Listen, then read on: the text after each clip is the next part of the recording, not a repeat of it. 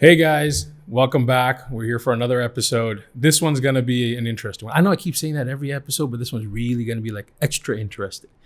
I think it's also because it's quite relevant. Yes, it's very relevant and it most probably will get me in trouble. So let's just go head first right into it. Let's go. So here's the issue. If you're not already aware, podcast is based out of the United Arab Emirates, and we are currently in the region in a crisis of a situation with the conflict that's been going on. The Palestinian situation is dire, would be, I think, the politest way that I can put it. Sitting here, there's not a whole lot we can do for the situation there. Everybody does what they can in their capacity. But today, I want to kind of focus on the discussion of what we can do and how we can manage. With social media constantly exposing us to what's going on in the situation repetitively again and again and again, it gets really heavy really fast for a lot of people. And, in the past, you've heard me talk in different podcasts about, how much weight someone can carry. This is a weight I don't think anyone can carry. It's just a lot. Back with me in the studio is Nokhez. Hi, guys. I'm back again. Yes, he is. And we had an interesting conversation earlier. Then we're like, you know what? Let's get it on recording and then let's push it out as a podcast and hopefully helps. So tell me your thoughts on the situation. I'll first very quickly introduce myself. I'm a behavioral neuropsychologist here in Dubai. I'm a big mental health advocate, and I've been on the podcast a few different times now. I've discussed gut health, teenagers, parents, and now I feel like with what is going on, there is a sense of urgency in terms of how to act, but also how to maintain ourselves during these times. It's like, as you mentioned, it's not easy to just hear it on a singular basis, but now we're having hourly updates on the frequency in which the information is coming in. I absolutely agree with you. It's sometimes too heavy to carry, but it's also too heavy to sometimes manage. Carrying and manage, the reason I see a slight difference is because one, you can carry and hold it, but the other one is management. How are you going to put the heavier bits aside, and how are you going to focus on what's actually happening around you in your physical reality? And I'm not saying that, it's not that I'm not saying, but it's because what we're watching unravel over our social medias is from a physical distance. It's easy to sometimes click out. I hear you on that. But, what's happening now is a little bit different, right? So I think we're going to take the talk a little bit general, and then we'll kind of narrow in. So we've always had situations with, around the world with different type of conflicts in different regions.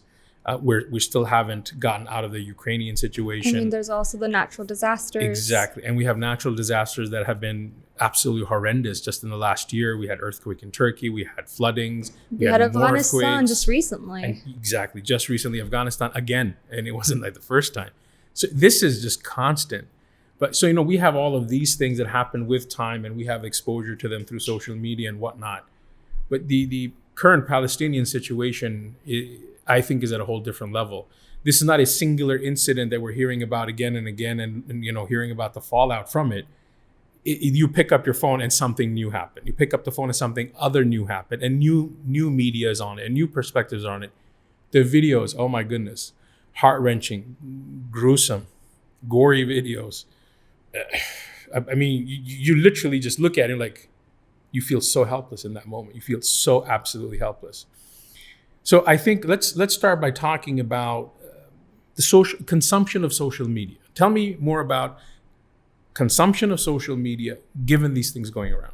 So I'm going to start very general, and then I'm just going to base it on the theme of just negative events. I'm not going to isolate to any particular event. So a few hundred years ago, the kind of information we would receive would be on an hourly basis, or, not just a couple of hundred years ago. I feel like my parents would be a bit insulted if I said it was a couple of hundred years ago, but just 25 to 30 years ago, if you wanted to see what's going on in the news, there would be a particular hour in which you could actually watch the news. Or in a newspaper. Yeah, that was it. Limited exposure. Exactly. There was limited exposure, and we were able to regulate ourselves with that. Now, the drastic change is that it is not that you watch it for that 1 hour and you get all the gory stuff. Now you watch it whenever you open your phone. You can get notifications whenever you like. I could be sitting and doing my own like little whatever I'm doing, and then ping comes in a notification from Al Jazeera or from Euronews as to what is going on around the world. And it takes you out of the physical reality that you're in, and you can now, I mean, not that you can, but you now have the full objective reality of what's going on somewhere else. And this constant back and forth and the level of consumption we're looking at is double of what we have ever expected, even 20, 30 years ago. So there's a change in the delivery of the social media, but also consumption. We're not looking at consumption from that 1 hour and then we're able to regulate and go back to our world. We are closer to the incident than ever before. And I don't mean like physically, like in terms of physical proximity, but you're seeing it. Yeah, you're constantly seeing it. You're constantly seeing it, and it's not just somebody in the news media reporting it. This is somebody recording on their phone, uploading the people themselves. So this is you're at ground zero. I think the most gut-wrenching narrative that I've come across is that people are watching someone's entire life fall apart from the palm of their hands. And I know from that isolated like experience itself, you dissociate, and many people just put their phones away. They're like, I can't deal with this. And you're constantly swinging back from one extremity to another. 1 minute you're like, I want to do something, but the next minute you're so helpless. You don't know what to do to help that one person across the screen. And it's also, psychologically speaking, it's the closeness. Psychologically, we're very, very attached to these pieces of shit.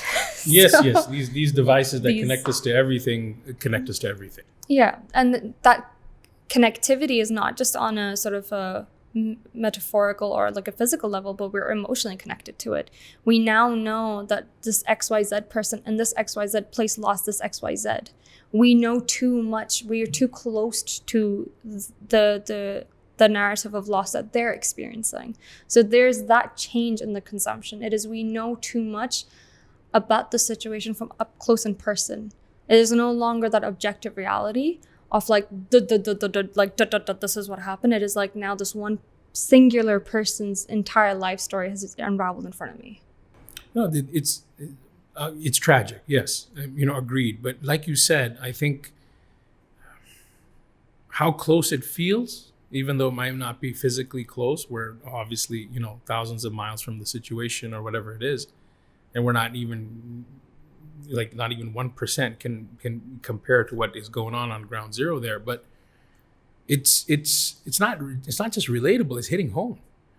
The university I've graduated from a couple of days ago, an email was sent out. We lost an alumni in Gaza. This is somebody who walked the same campus I walk. This is somebody who, ate at the same cafeteria that I ate. This is one of my people. I don't know the gentleman. I don't know the gentleman directly who passed away, but it feels like this is the guy next to me. So I think you're very right. The scope of what we're seeing and how we're absorbing that information has gotten really, really, really heavy. So a couple of questions that I have for you. The first thing I want to ask you about is, how do we regulate? This is a tough one. This is one that I myself struggle with. This is something that I know that my friends are also struggling with, that clinical professionals have a hard time with, because we're now facing the reality of, can we switch off? Is it the right thing to do? And then you have those, you've got two kinds of narratives. You've got one which says, no, you can't switch off. How dare you switch off? And that is one I would say that is a very, very harsh extreme end. And the other extreme end is switch off, dissociate. And not just my personal suggestion, but also what is suggested by evidence is that the best way to manage and regulate yourself during these times is having moments throughout the day where you check the news actively. Be active about your approach. I'm not saying passively sit on Instagram, and that is also there's a lot of there are a lot of negative consequences of you just sitting and passively scrolling and coming across this information. Actively what I would suggest is actively sit down throughout your day, whether it be like 10 minutes scattered throughout the day, watch the news, see what's going on, and then immediately after, speak to someone about what you've watched, because that helps with a sense of community. You know you're not alone, and then you can share how you're feeling as well. So there's direct catharsis, but also another thing I would recommend is to really just regulate your breathing. What we don't realize is when we're focusing so close on a tiny little device and it's yay close to your face, perceptually and in terms of attention, we've just narrowed it down to this tiny little device. When I come from speaking from a neuropsychological perspective, if your attention is focused down to just that, your brain kind of forgets that there's all this around. So step away. Yeah, take a step away, take a deep breath. And there's nothing wrong with taking a deep breath. And I'm not saying switch off and put it aside. I'm saying take a deep breath, regulate, understand what's happening, write it down somewhere, talk to someone, so that you're able to maintain the mental state that you're in, maintain that to a healthy mental state, to come back to it again and to be productive about it. The reason a lot of people feel very emotionally burnt out when they watch the news now is because they've watched it at such a high frequency and rate, and they haven't been able to regulate themselves, and they now feel helpless. They're like, oh my God, there's all this weight that keeps getting added on. What do I do? Neither are you putting a piece down to see, do I need to carry this piece? How do I carry this piece? And neither are you willing to share the weight with someone. So what are you expecting? Obviously, it's going to be too much for you, So this is where I'd say these are two very basic strategies. There's nothing fancy. Take a deep breath, switch it off, or talk to someone, right? And this is, in a lot of ways, it helps you just maintain the energy that you need to stay on board with this. As you said, there's a lot of weight to it. There's no way that you can carry this without regulating. And this goes for anything. I mean, whether it be the conflict, whether it be the natural disasters that we see. I mean, climate anxiety is also, people also recommend the same thing for climate anxiety. You want to be proactive about it, you want to do something, you need to be in the mental state to also be able to do so. You can't just be frantically being like, oh, I need to do something,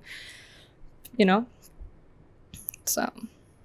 I hear what you're saying, and I think the key thing that I'm still kind of struggling with, or perhaps I need a little bit more clarity with, is in order to balance, I have to balance, but it's hard for me to understand what the balance is. It's kind of like the situation doesn't, help me actively be able to step away.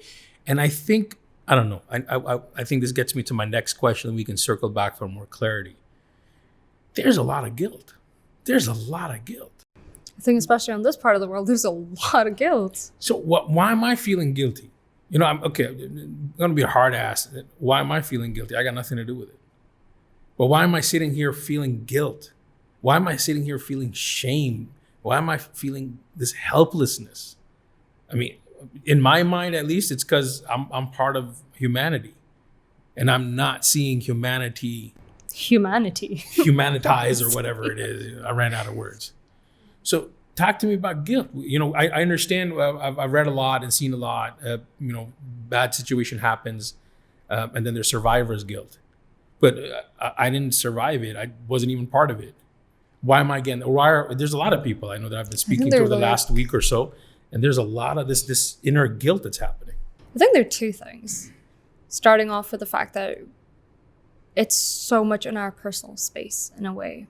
We're watching people's lives fall apart through our phones. It's insane. I'm a behavioral neuropsychologist. I see little kids on a day-to-day basis. My heart cannot stand watching what some of these kids are going through. When I see kids being displaced, and then suddenly I'm going through survival's guilt, such as what can I do? I'm just sitting here. And I think it's exactly that narrative that a lot of people struggle with, is we're just sitting and we're watching. It's so up close and personal. And in a way, it's also good that there is a bit of guilt, because it makes us proactive. And the way guilt functions, or any emotion functions, is that there is a little bit, too little of it is not going to make us proactive.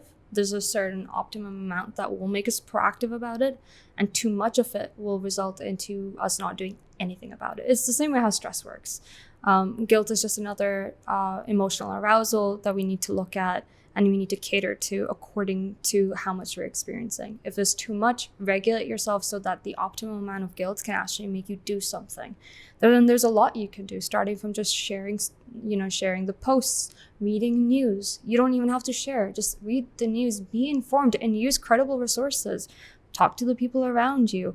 Look at the relief funds, relief funds? Drives? Sorry, I'm mumbling over words here.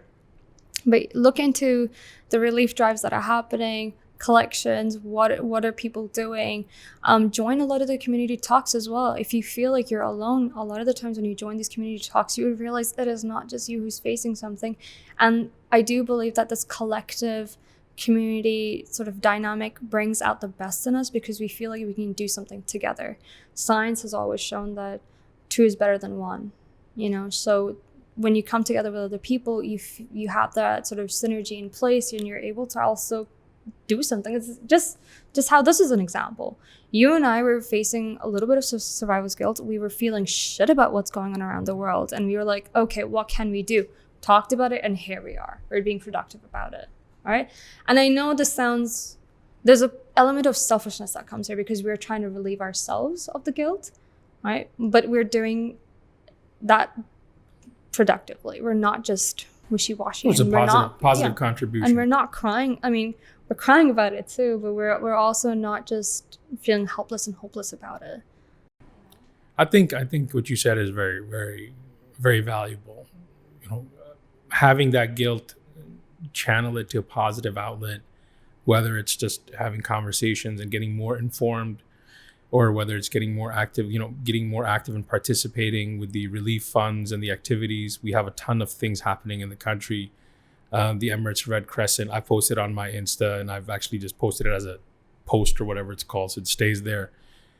Huge list of centers, hundreds of volunteers, thousands of volunteers have been asked for to provide. And they've actually lost space for volunteers. Like I tried to apply, and they're like, we're at full capacity. And that made me feel good. I was just like, this is great. This is the right kind of problem to have. Yes. And I'm also part of a bunch of different groups, activity-based. So, the boys, my off-road guys and my other groups, they literally, WhatsApp just started lighting up. What are we going to do? Let's do something. What do you want to do? Let's do this. Let's do that. Let's do this. And I'm like, let's go. So this next week, 10 days is packed. But I think it's good, as long as I'm channeling all of this to something positive, I'm helping the best I can. I think this is, it's not the solution. The solution is that the problem shouldn't have occurred to begin with, is the only real solution. Now we're just in a shit versus shit type of situation.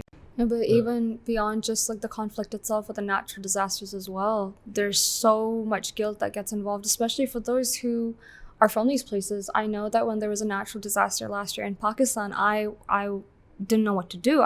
There was that sort of guilt paralysis almost, where I'm like, what could I do for my own people? And I know people on ground zero who could actually help and who would know what I could do. But I'm here like, what the fuck am I supposed to do now? I hear you. And same thing. When the earthquake in Turkey happened, I had friends there. When we had the floodings happen in Libya, I had friends there. I had my own cousins from the UK visiting when the earthquake was happening. I called my uncle. I'm like, are the kids okay? He goes, yeah, I just got off the phone. They're in a different part. So, having people in these various locations, obviously the first thing is check in on the people and if all is good. And then, we go back to what can we do? How can we channel it? There's a stepwise approach. Check in for the people that that are there. Check in on yourself. Are you okay as well? I think a lot of people tend to not do that.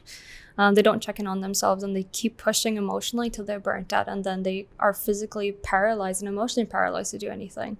So check in on your friends, check in on yourself, check your resources, share the information that you have, and then also beyond just sharing, take time off to reflect on what you've read. Sometimes what we end up doing is we get in this cycle of just post, and we're reposting, we're talking, and we completely forget to take time to actually reflect on what we've learned. I think this is a key element that people need to consider, because we post out and we put out so much information out there without reflection that we're not making the right kind of action on those posts. We're not thinking about what's the next step. Like my current issue, what I'm currently going through emotionally is that, okay, all these things are happening to the youth, you know, whether it be the natural disasters or the conflict, but how are we gonna build an infrastructure that is gonna help them, you know, just develop forward? How are we gonna provide them a platform where they could heal from whatever they're going through, especially, you know, the natural disasters and the conflict, both? You know, what is the next step, right? When you lose your homes in these disasters and these devastations, how do you rebuild from that, you know? No, it's tough. I remember it was a few years ago, we had massive floodings in Pakistan. You know, a significant portion of the entire country It was completely gone. I mean, these people's homes were flat, completely Even gone. last year, that was done. Yes. And you know, and then the other issue that you have is you're dealing with developing countries where the governments aren't as robust as they need to be. Corruption is rampant. I remember when any time any natural disasters happen in Pakistan, going back all these years, I would get the calls. Ali, where can we send support? Where can we send money? You need to okay a place to send us. I'm like, dude, I'm not sure who's gonna put it in his pocket, who's gonna deliver it.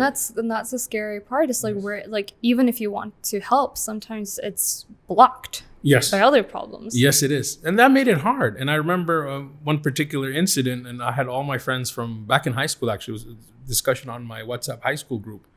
And they're like, Ali, they're all over the world. They're like, we'll send it to you and you just figure out where to send it. I'm like, just give me a minute. Let me sort it out.